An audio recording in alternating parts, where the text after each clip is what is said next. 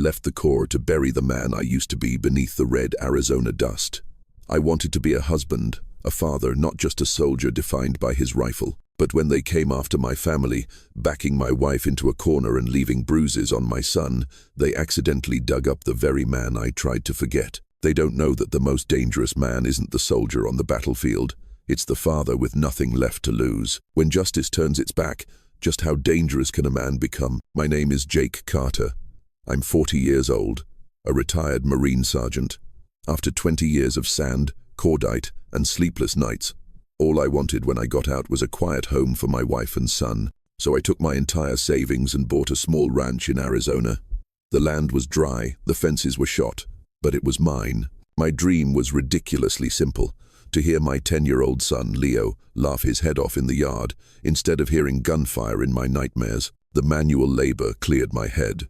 Mending a fence, fixing a water pump, it felt more real than any medal I'd ever been given. Maria, my wife, seemed to have found her smile again after so many years of worry. Sometimes I'd just sit on the porch, watch the two of them, and feel like everything was finally in its right place. This was the peace that 20 years in the service had promised, but I never truly believed existed.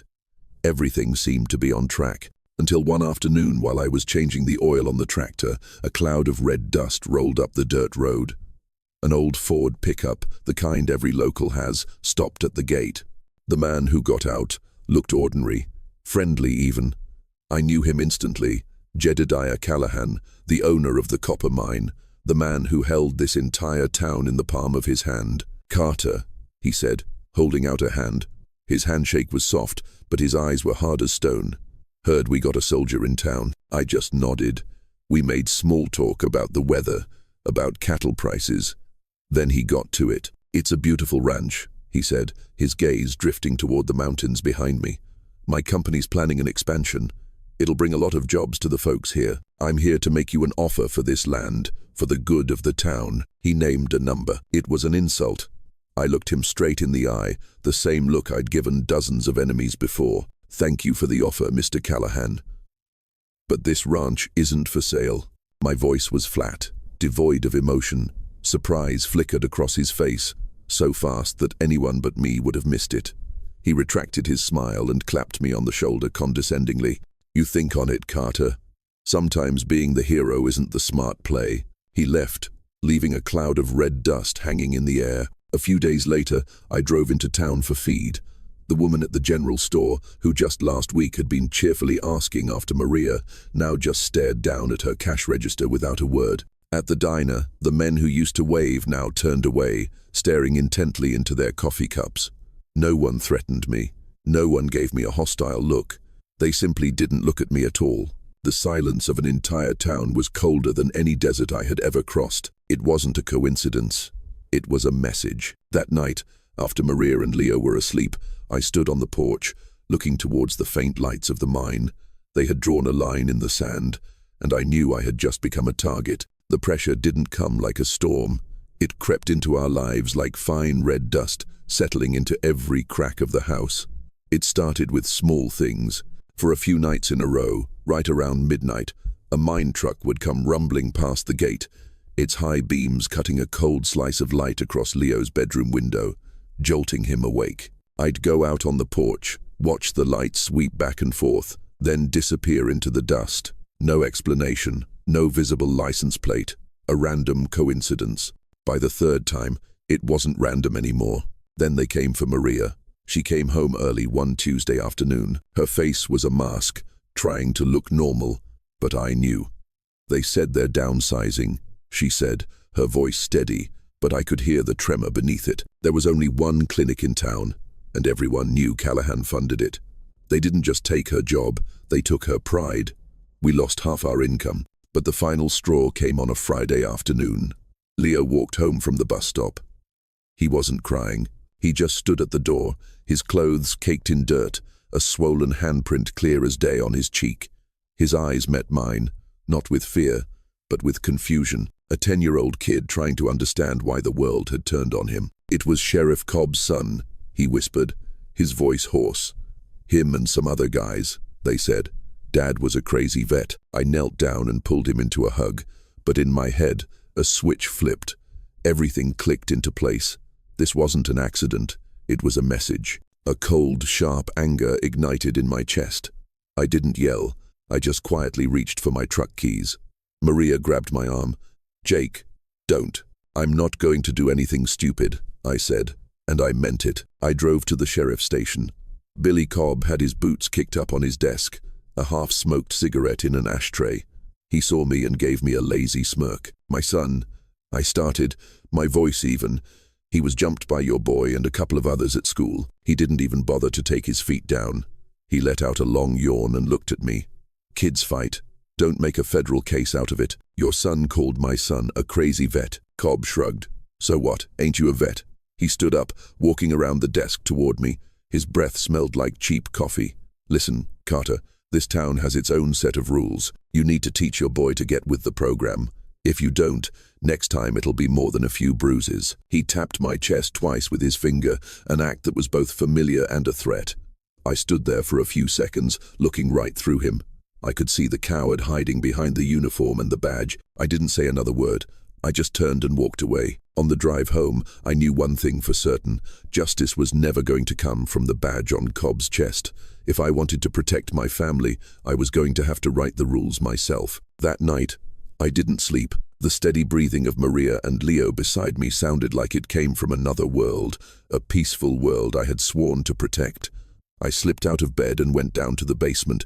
The air was cool and smelled of damp earth. This was where I kept my farming tools and a few old wooden crates from the service, things I'd promised myself I would never open again. But tonight was different. I flipped on the single bare bulb, its yellow light washing over the concrete walls. I quietly pried the lid off a crate. The familiar scent of gun oil, leather, and metal hit me, waking a part of me I had tried to bury. I wasn't looking for a weapon. This battlefield didn't need more guns. My enemies weren't insurgents across a wire.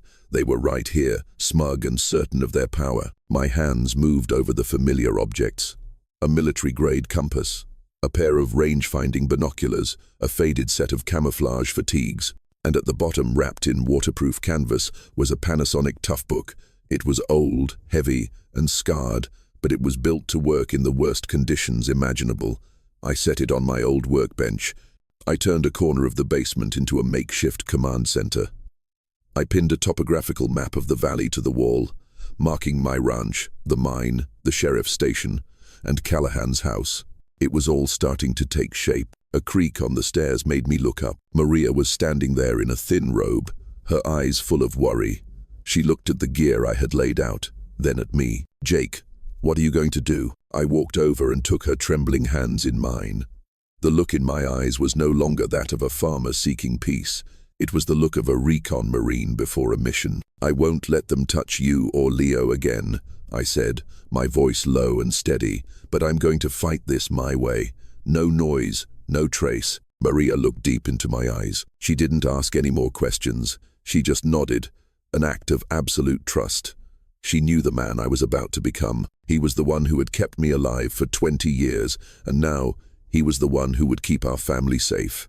The war began on a moonless night. The Arizona desert I thought would be my final resting place was now just familiar, operational terrain. I put on the faded camo, moving like a ghost through the scrub brush and between the rock formations. The night wind was cold, but I felt nothing. All my senses were on high alert. I didn't approach the mine directly. I climbed to a high ridge that overlooked the entire valley. I assembled the drone. It was just a cheap civilian model I'd modified, painted with non-reflective coating and fitted with an infrared camera. It was nearly silent, lost in the sound of the desert wind. I flew it low, skimming over the security fence, heading deep into the back area of the mine where the guards never bothered to look. On the screen of the Toughbook, a horrifying scene unfolded, worse than anything I had imagined. Under the ghostly glow of the IR camera, I saw two unmarked tanker trucks backing up to a large ditch. The ditch was crudely dug and led directly to a dry riverbed that, I knew, fed the entire region's groundwater. One of the drivers got out, glanced around nervously, and gave a signal. Immediately, a thick, black, bubbling liquid poured from the back of the truck, straight into the ditch. The heat signature was so strong my camera captured it clearly. I kept the drone steady, zooming in on the license plates, then panning up to the faces of the two drivers. They weren't strangers. I'd seen them drinking at the town bar, clapping Sheriff Cobb on the back. I recorded until the last tanker was empty and gone. I had 15 minutes of high-definition video. The footage was silent, but it screamed a terrible truth. They didn't just want my land out of greed. They wanted it to bury this crime. They were poisoning the very ground they grew up on, poisoning the neighbors they saw every day. I recovered the drone and slipped away into the darkness. I had the first piece of evidence. It felt heavy on my hard drive, like an indictment for an entire town. The video was a good start, but I knew it wasn't enough. A slick lawyer could easily argue it was some third-party disposal company cutting corners, that Callahan knew nothing about it. I needed something that tied the crime directly to him. I needed evidence from the inside. I spent the next 3 days just watching, not the mine, but the personal schedules of Callahan and Cobb. A man's habits are always his biggest weakness. I discovered that every Thursday night, they drove to the next town over for a private poker game. They usually left around 7 and didn't come back until after midnight. That was my window. On Thursday night, I waited until Callahan's truck was clear of town. The sky was pitch black. I dressed in dark clothing, carrying a small pack with only the essential tools. First target, the mine office. Its security was a joke, a couple of old cameras and a cheap lock. Disabling them was easier than stripping a rifle. I didn't break the door. I used my lockpick set, and in less than a minute, the heavy metal door swung open without a sound. Inside, the air was stale with the smell of old paper and greed. I didn't waste time searching. I went straight to Callahan's office. His computer was in sleep mode. I plugged in a custom-built USB drive. A small program I wrote would automatically copy everything: emails, financial documents, and hidden folders. While I waited, my heart suddenly jumped. The crunch of gravel outside the window, followed by the sweep of a flashlight beam. A security guard, making his rounds earlier than usual. I held my breath, melting into the darkest corner of the room, my hand tight on the USB drive, ready to yank it out. The beam passed over the window and moved on. The footsteps faded. I let out a slow, quiet breath, a cold sweat on the back of my neck. My eyes fell on a digital voice recorder on the desk, the kind used for logging calls. I turned it on. The call history was long. I fast-forwarded through it, and then I stopped. Callahan's voice, cold and commanding. "Just do it. I don't care how stubborn that soldier is. Make him and his family pack up and leave. Use any means necessary." Cobb's voice replied, sycophantic, "Yes, sir. Leave it to me." I had it, the silver bullet. I copied the audio file. Just as the progress bar on my computer hit 100%, I pulled the USB, put everything back exactly as I found it, and disappeared into the night. The entire operation took exactly 12 minutes. I didn't go home. I went straight to my second target, the sheriff's station. I didn't go inside.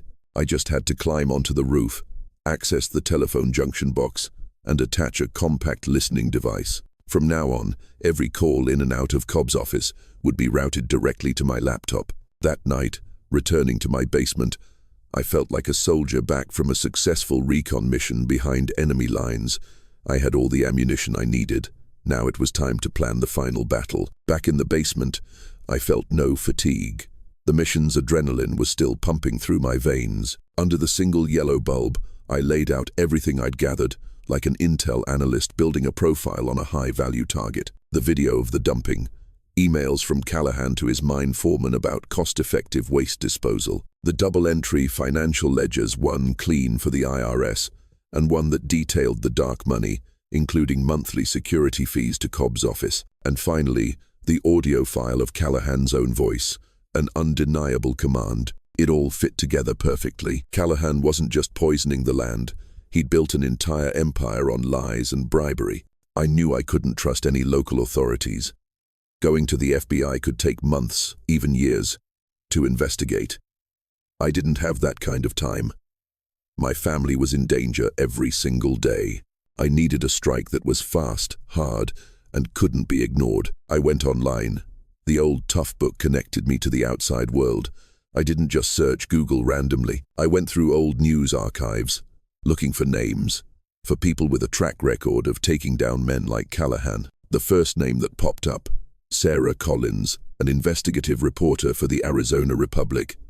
Her articles were sharp, relentless, She'd once exposed a state senator's land corruption scandal. She was target number 1. Next, I went to the state's Environmental Protection Agency, EPA, website. I didn't send an email to the general inbox. I dug deeper, finding the direct email of the head of enforcement, someone with the authority to launch an immediate investigation. Finally, the Arizona Attorney General's office. Again, I bypassed the official channels and aimed straight for the email of a deputy AG who specialized in organized crime. I spent the rest of the night compressing all the videos, audio files, and documents into a single, multi-layer encrypted file. I gave it a simple name, The Red Dust Truth. I drafted 3 emails, each with a different tone tailored to the recipient, but the core message was the same. Here is proof of a systematic environmental and corruption crime happening in this valley. I attached a small piece of the evidence, just enough to pique their interest and prove authenticity, along with a promise to send the complete file upon receiving a reply. 3 emails sat in my drafts folder. 3 time bombs. I just had to wait for the right moment to hit send. Once I did, there was no turning back. The wait was the hardest part.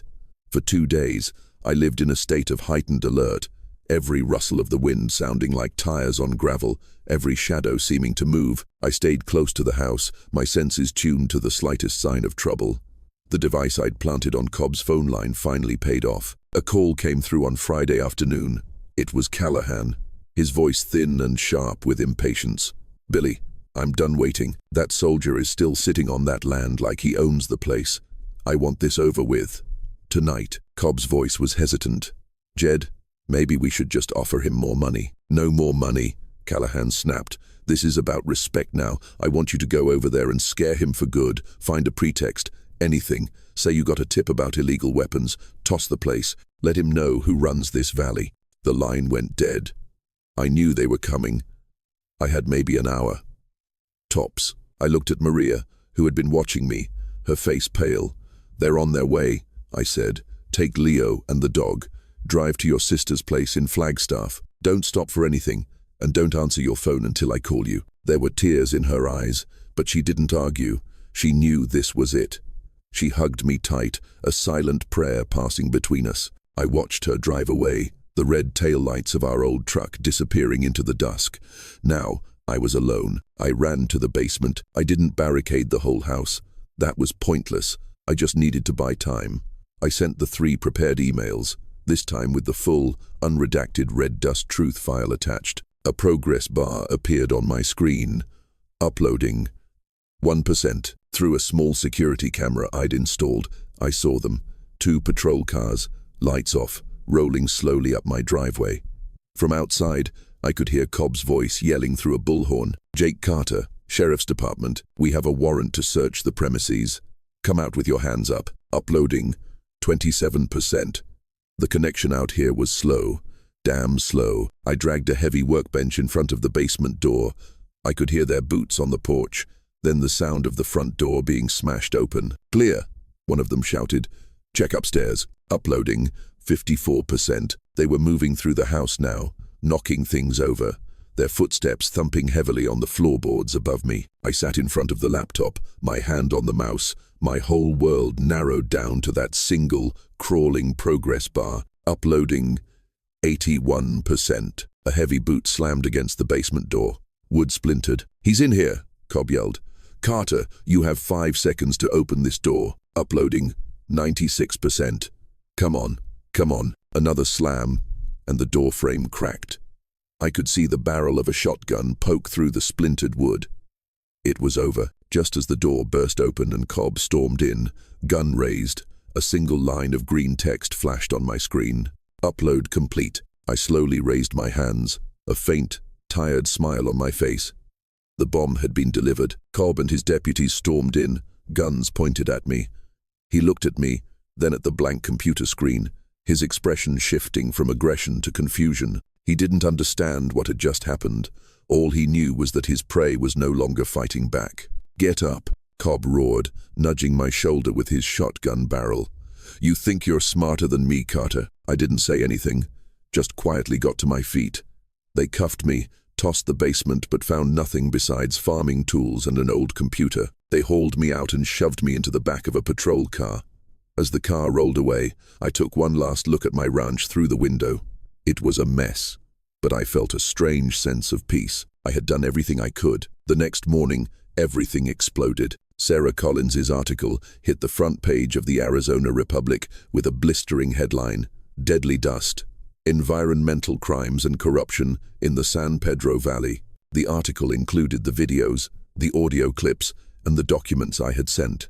It spread like wildfire. Before noon, black, unmarked vehicles from the EPA and the State Attorney General's office descended on the town. They didn't come from the local station. They came with search and arrest warrants. News vans from major networks followed, turning our small, quiet town into the epicenter of a statewide scandal. Callahan was arrested in his mine office, his old face stunned, unable to believe his empire was collapsing so quickly. Cobb was disarmed and cuffed by federal agents in his own station, in front of his entire staff. The evidence was too clear, the pressure from the public and the state government too immense. The entire network built on fear crumbled to dust in a single night. I was released that afternoon. No apology, but no charges either. My actions were protected under whistleblower status by the state's attorneys, a citizen exposing a crime when no other recourse was available. When I drove my old truck back home, I saw Maria and Leo waiting at the gate. Maria ran and threw her arms around me. Leo hugged my leg tightly, and for the first time in weeks, I saw a bright, radiant smile on his face. The story ends with the three of us standing on our porch. The house was a little banged up, but it was no longer shrouded in fear. The Arizona sky seemed bluer than ever before. I looked into the eyes of my wife and son, and I knew I had brought the war home, not to destroy, but to protect. And finally, I had won. The most important fight of my life.